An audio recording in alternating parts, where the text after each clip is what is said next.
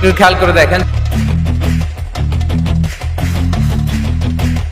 এই না বাবা, এখানে 200 টাকা আছে। তুমি টাকা কই পেয়েছো? কেন, তোমার পকেট থেকে নিছি? তুমি ওর পকেট থেকে টাকা কেন নিছো?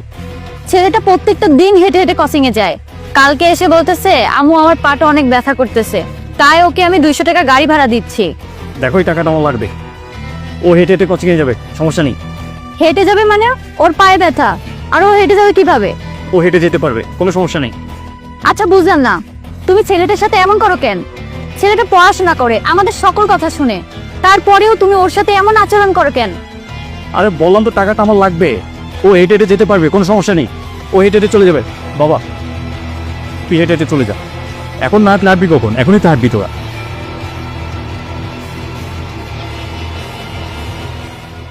আচ্ছা তোমার সমস্যাটা কি একটু বলবে?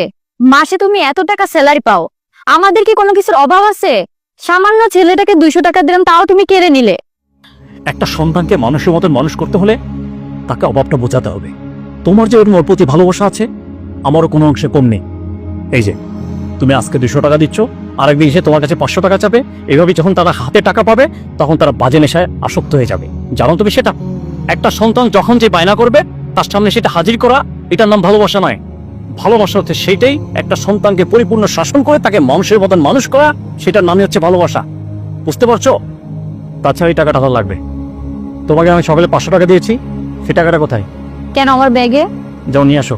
আর আমার কাছেও 500 টাকা আছে। এই 1200 টাকা আমি ফিলিস্তিন মানুষদের জন্য ডোনেশন করবো এখন। যে যাও টাকাটা নিয়ে আসো।